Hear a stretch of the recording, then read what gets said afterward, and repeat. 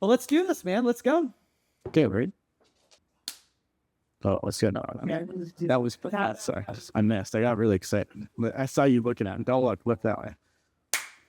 Thanks, Steve. Okay. And we are going. Here we are. Thanks for tuning in to Desert Soundcheck. I'm joined here with Ross Browne. Ross Browne, how's it going? It's going all right. Good. I'm doing great. Glad to hear. We're going to jump right in. See, you've got your lovely, talented assistant. This is the main attraction. She is on the credit reel. She is she's known now. So that is Delilah Jones for everyone watching. A local celebrity. Local in all of our hearts, for sure. Ross Browne, what do you do? I am a book editor by day and a musician by night. Okay. And not during the day? Well, not usually. Okay. Bands that you play for? I play for Gift Horse, and I'm honored to be in that band with you. And I also play in a band now called Southbound Pilot. Sure. Which is similar and different in kind of a cool way. And other bands I've been with the Clam Tostada here in town, with the Blu-rays, with a band called the Woolly Dogs, and a couple other side things here and there, but that's basically the size of it. Yeah, it's gone back quite some time. Your musicianship. When did you start playing live music? Late 90s, I would think. And then it did start. Where did it start? Nimbus Brewing. Oh, actually, the very first gig I ever played in this town was at the Hut on the inside stage with the early iteration of the Blu-rays. Got it. Jack Fandry and David Every and Andy Briefer. Yeah. But you're not from Tucson. From New York. Yeah. Was there live music ever happening for you then? You know, I was a fan. Growing up, when I turned 18, my dad gave me the keys to an apartment on 65th and Madison. He had a rent-controlled apartment in New York, and he said, "I'm living in LA now. This apartment's costing $400 a month. I can't give it up. You're 18 now. Here are the keys." Sweet gig. So Trish and I, my then girlfriend and now wife, and a bunch of friends really made the most of that. We would go in all the time and just go down to Bleecker Street and a lot of the blues clubs and the jazz clubs. And, so a lot of them are gone, but some of them are still there. And so we had a great opportunity to be fans in New York City. I never got to play. Yeah. I didn't start playing guitar until I was about 18. Yeah. And what was the reason? Why guitar? Because you're an excellent guitar player, and you do something that not everyone, when they pick up a guitar, you appreciate music, right? You don't just appreciate the lead guitar. You like the music. I do. And then it shows in your playing, and that's why I played with you for so long, is because you are glue, right? And it's not common to find a guitar player that's like, I just want to be loud as I can and really show off for a little bit. You kind of are a great driving force. I think I have a real appreciation for the song. Yeah. And it's one reason I like acoustic so much. A lot of people really don't like to play acoustic out or whatever. And I spend most of my time on an acoustic when I'm not playing out, because it helps you boil down the song to its essence. And so I think, to answer your question, my teens were just soaked in music. Yeah.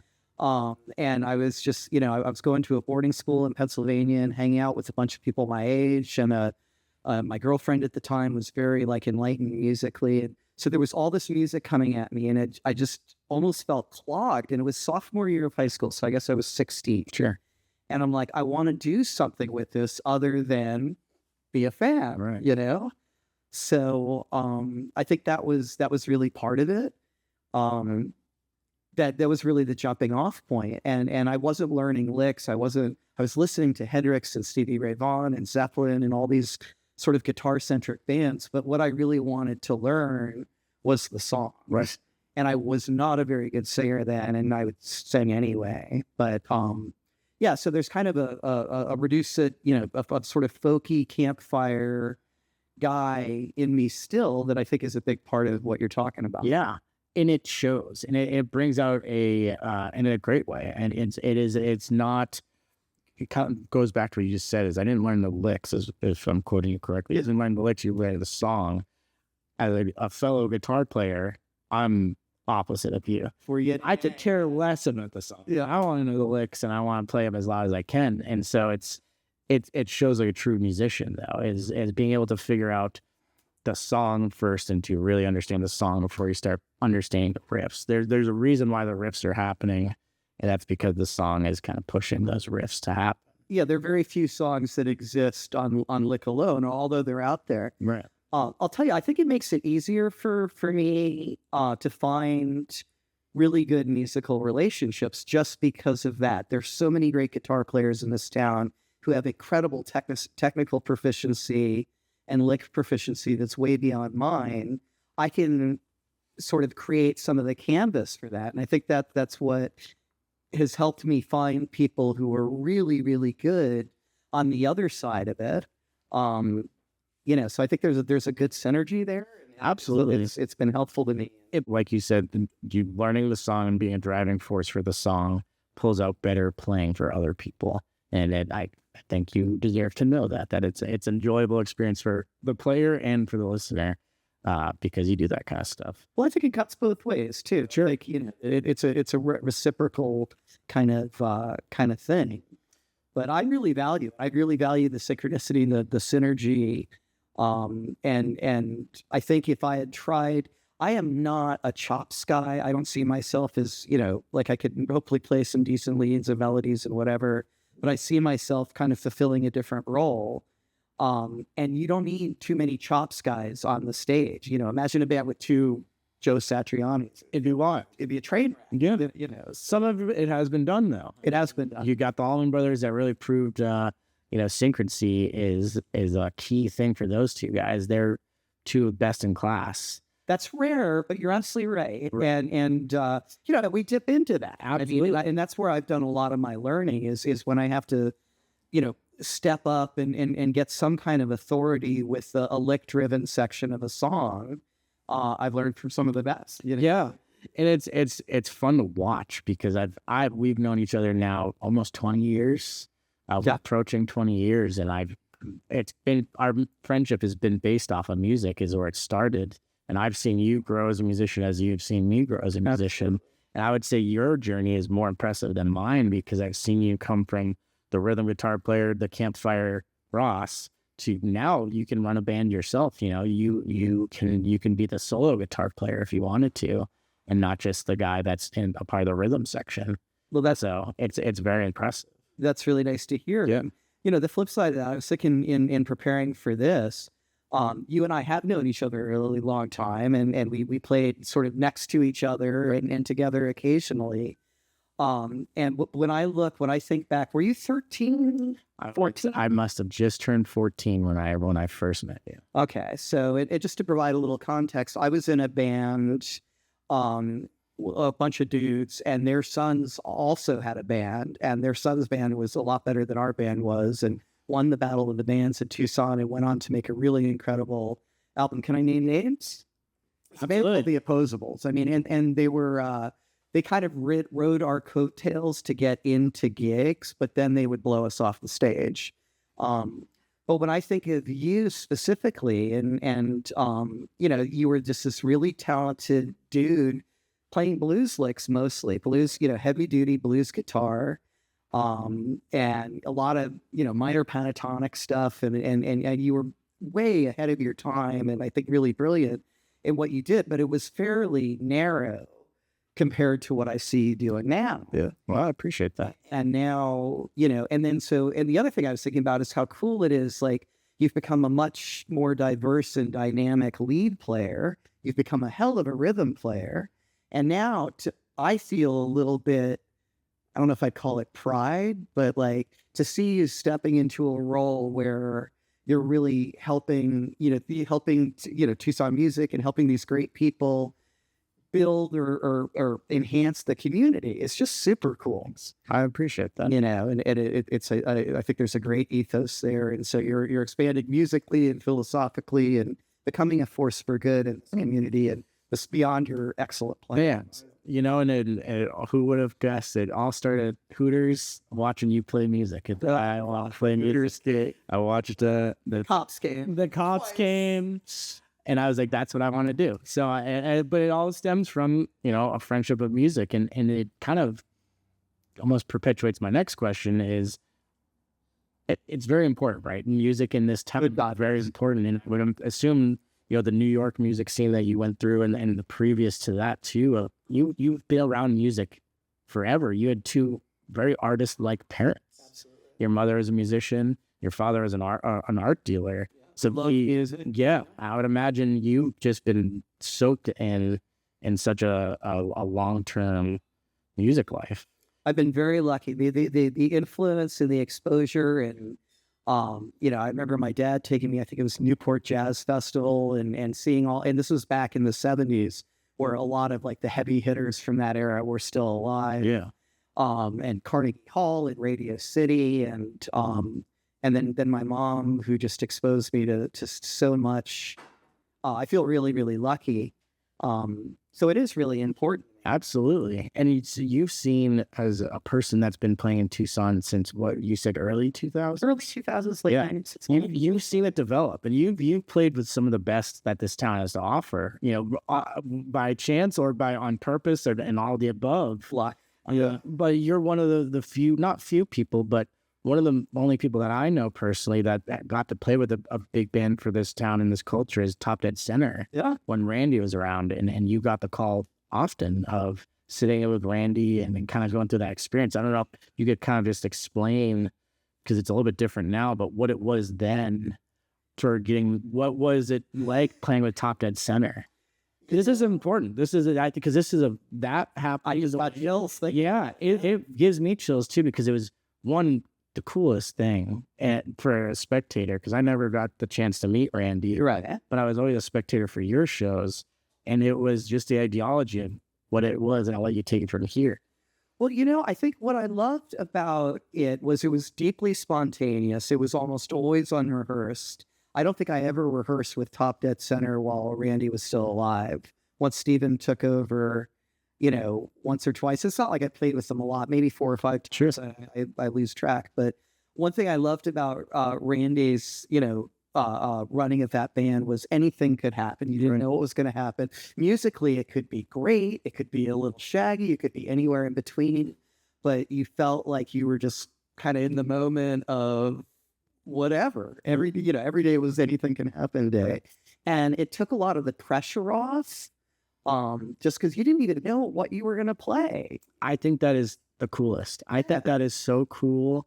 And then, as a person that was watching, I was never upset with what was produced of that, because I knew going in, because you would explain to me how it was run. Most people didn't know that, and I was just like, oh, Ross is playing. And some people don't understand that a lot of the performances that you see, it's a 3-hour or 2-hour performance or an hour show, but the time that goes into a 1 hour, 2 hour, 3 hour show for a normal set band that is a normal lineup, right? There's time put in it, and there's practice hours and discussion and like, hey, I want to play this song, I want to play that song, and stuff like that, where Randy was kind of just like, show up this time, I'm gonna give you a piece of paper here, let's play. Yeah. And that's the cool thing. And I think you've seen it start there, and now you're seeing, being in 2 major bands in town, that you kind of seen the music scene develop in a different way than it probably was then.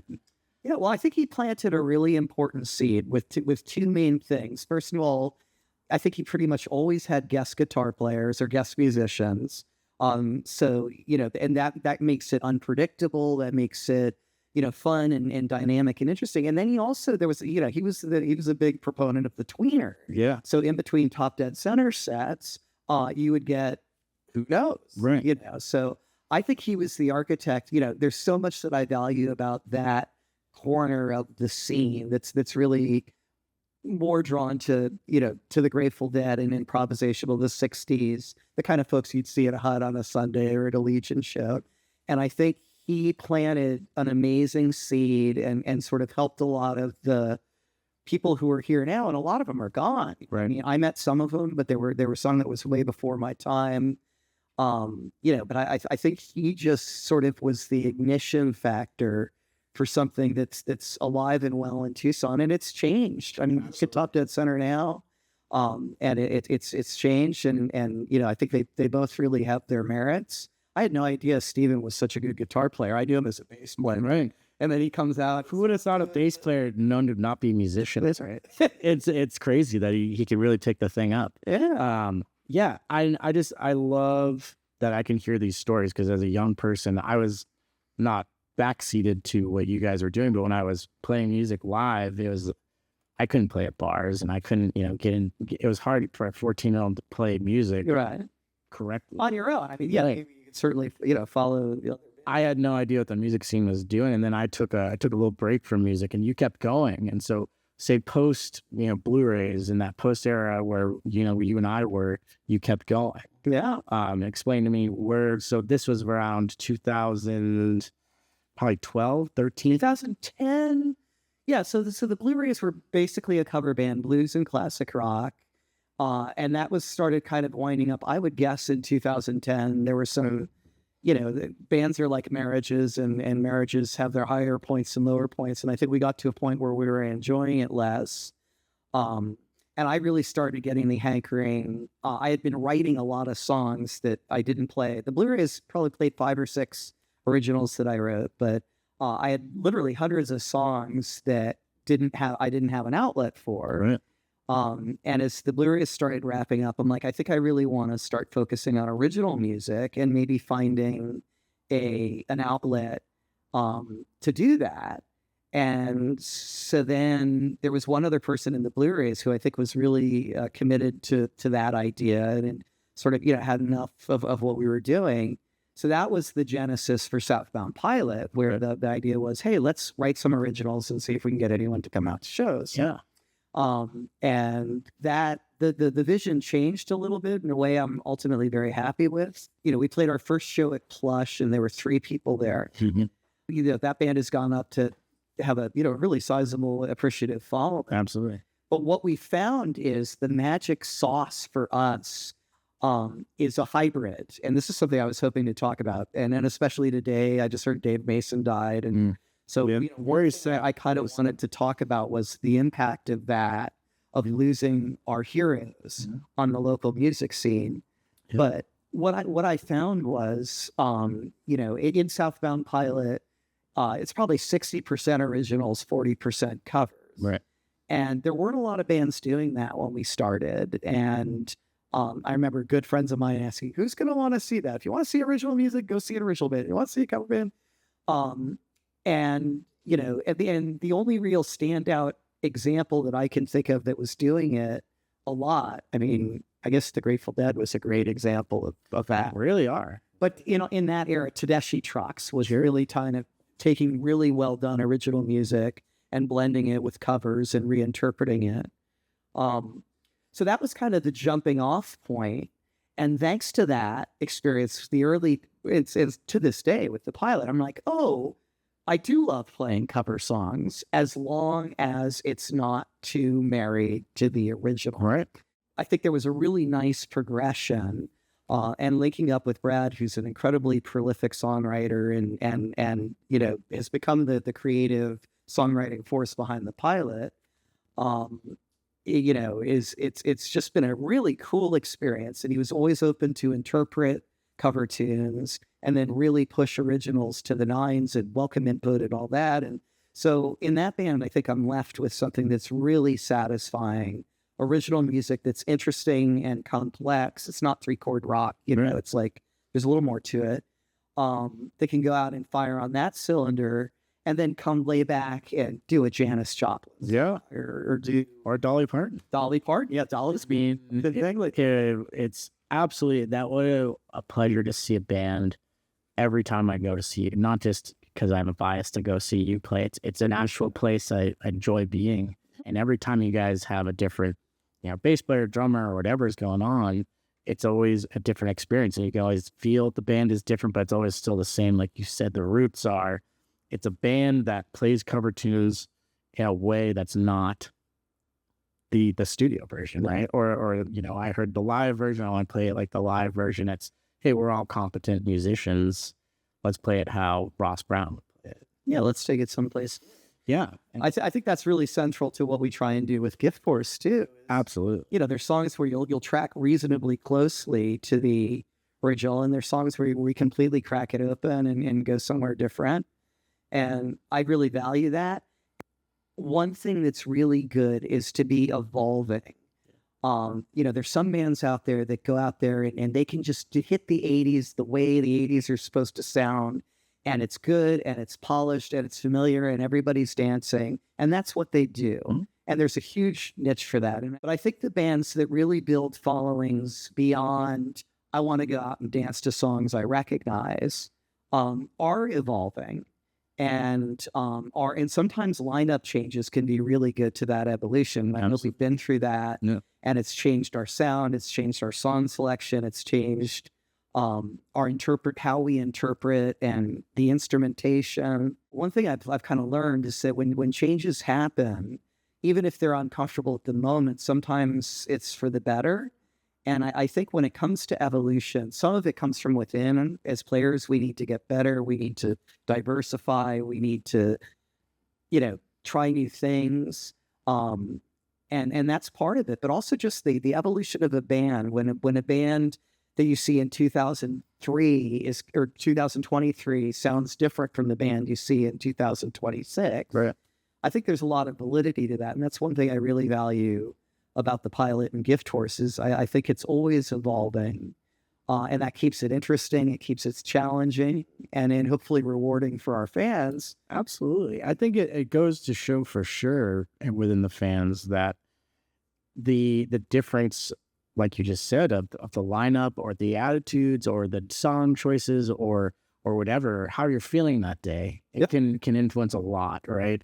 And I think this music scene deserves that because some dynamics. Absolutely. Yeah. I think we have a very special thing. I think I said this in the last one we did. It's very special here.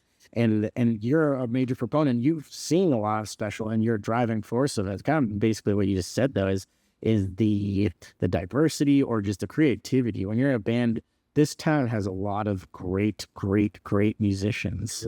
And I'm so happy to be a part of a lot of them, but I'm so happy to also play for the fans, because the fans here, they're real music lovers here. It's not that they demand, a higher caliber of music, but you want to give it to them because you understand. We could play, whatever A-list song that band has, but it's almost more fun to look at the album, look at the B-side, find the B. That's the cool one on the record. It wasn't the popular, and we can take it and make it our own because we're competent enough to not just follow the studio album. It makes it better. And I think, one thing that's really special about the Tucson, fan community is the enthusiasm that they bring. Absolutely. You feel supported. And I don't know what this is like in other cities, but in talking to musicians, playing in Atlanta or in Chicago or whatever. And I know Amy and Rochelle touched on this. There's some cities where there's a more competitive vibe amongst the band thing and whatever. But there's something I feel from Tucson audiences where you feel like they've got your back and they want, they're bringing a high hopes and high expectations, but there's just a real desire to enjoy that's very palpable to me. Yeah. And I can feel it as a musician when I'm on the stage. And it's one reason I love just going out and hearing all the live music I can, not necessarily at La Rosa or not where the touring acts come, but where the locals are. Because it's just, there's such an enthusiastic, receptive, kind audience that's just ready to have a good time. And I think it's a beautiful and special. Absolutely. I like that. I really like that you said that, because a lot of the times I hear that, well, we have something special within the musicians, but it really touches upon what you just said, is it's the people that come out and listen to the music also. We get really special because of that, because that is the competition, right? The competition is always in ourselves, is because we want to come out for those people that come out to listen to us, not play the same show again. Yeah, there's so many people who do come out, recidivist offenders. Like, sure. Yeah, you wanna serve up a different meal for them. Absolutely, they deserve it. And this town, it's only getting better, right? The things that this town has seen since 2005 to 2026 it's a different landscape, right? There's a lot more places just opening to having music, and in places you never thought. And St. Philip's is a great example of it really helps bands kind of get out and kind of get their feet wet, because it's a stage and there's an actual live sound system there. Yeah. And there's a sound guy there, and it kind of changes the way, as opposed to pulling up to a dive bar, it's throwing your amp with no mics on and just seeing how it goes. Yeah, right. Well, I would say the same thing about Congress outside. And some of the the Rosas, obviously an amazing new kind of thing for but La Rosa welcomes local bands. The Congress does too, so it's I think it feels better to me, just to take those 2 years, let's say the 20 years between 2005 and now. I think in many ways the scene's a lot better. Sure. To me, and more on point to the, this is, I've been thinking a lot, really in preparation for this, about what's happening at the local level. The bands, maybe they go to Phoenix, maybe they go to Ahwatukee, but you're not going to see them in Chicago. You're not going to see them in LA. The odds are. Right. And there's some exceptions, but what I realized is I was kind of, reflecting on all this, and Dave Mason dying really made me think about it, because it's just like, Traffic is just one of those bands. His solo stuff I like, but Traffic I really loved, and a lot of my favorite Traffic songs he wrote. And after losing Bob Weir, and we're in an era where those of us who appreciate the music of the 60s and 70s and even 80s are losing our heroes. And I think that changes the role of a cover band a little bit. Yeah, I agree with you. And I think that the way I think about being in Gift Horse, which is, 99% covers, is a little different than I felt about playing in the Blu-rays, which was also, 92% covers. Right. It used to be we were just doing what the pros were doing, locally. And now the pros aren't doing it anymore. Like you can't go see Bob Weir anymore. No. You can't go see, Dave Mason anymore. You've lost so many amazing conduits of a musical experience. If you're in a band that can get to those places, and with the Allman Brothers, like that's another, after losing Greg, and if you're in a band that can bring people to that place and serve up a little dollop of what that made them so amazing, I think, and especially for free, for $10, Seriously, you're driving down, the road. I think that makes what we do in the cover band side of it more important, and it makes the Tucson Local Band more valuable than ever. Absolutely. Though, not recognizing that a lot of those play originals too.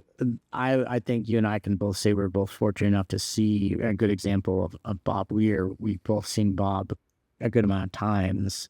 And it definitely did inspire me a lot to, get that experience. Bob was, an elder man for sure when he passed away, which I'm very thankful that he got to play music all the way up until the very end. But the experience was, I would imagine, very close to, many of the other experiences that other people had. My experience being very close to others is there's something happening here. There's this is special. There's a reason why Bobby was Bobby. Yeah, there's a little magic. Absolutely. And then not everyone has the means to travel, because obviously the Dead weren't coming to Tucson. And obviously the money is pretty great to go see Bobby, or when you could go see Bobby. And so I agree with you.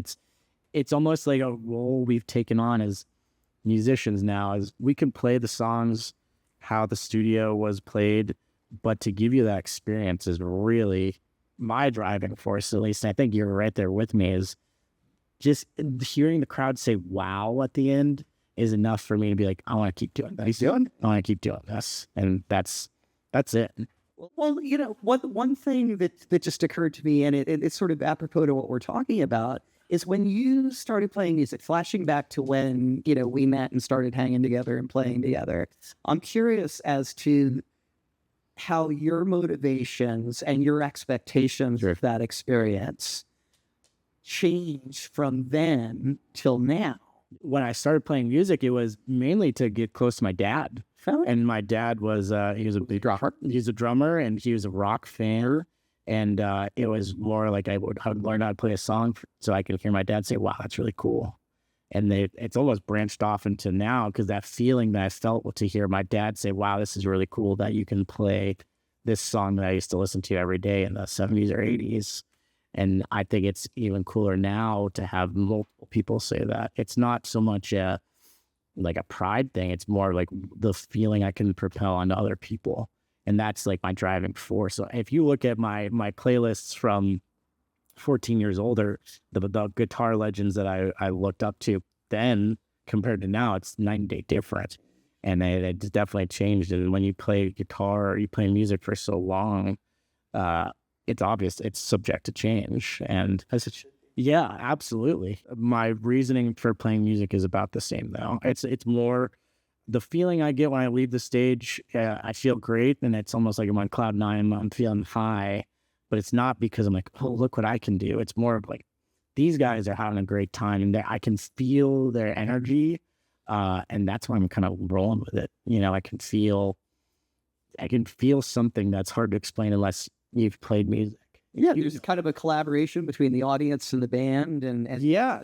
Back in a more peaceful time, music was a lot more prevalent. I think in the times that we're living in, music is more commercialized, and it's more of a money driven thing. And so we've lost the real art of music and like the love of music. It's still there, but we've lost a little bit of it. And I think we would be in a good spot if everyone kind of put down their phones to get off the social media and just kind of put on their headphones and listened. Yeah. And go out and see a show. And go see a show. See a neighbor, see a friend, hang out and talk, as opposed to getting mad online. So I think that's a big proponent of why I still want to play music, is I still have a hope, but I see people leave. And for that 3 hour that we play, they were listening to music, engaging, being friendly with people around them. Yeah, nobody's fighting. It's one thing I think is so cool about, Tucson Local Bands and anything that builds community. Absolutely. And that's really, I think it's more important now. You need a band, you need an audience, you need people to connect the bands in the audience. And so, I think Tucson's very lucky. Yeah. It's a great blanket, right, to say local bands, but it's more of a community builder. And not to say that it has to be blanketed, but that's the overall reason, right? We are building as a community. Tucson deserves it. Tucson is a great place and great people here, and it's just bringing each other together. I've met some of the greatest people through music, and it's now burst beyond music, and we have a lot to be grateful. Yeah, and there's a lot of things you and I could probably talk about all day long. What are your goals and expectations for Ross Browne's music career? It doesn't have to cover Southbound Pilot, doesn't have to cover Gift Horse. What would you say? Where do you like that's happening? Where do you want to go with what's happening? Is there anything you could answer for that? I could steal a music lyric from the Dominoes, and keep on growing is it would be a good answer to that. But I think it's all just I use the term force for good a lot.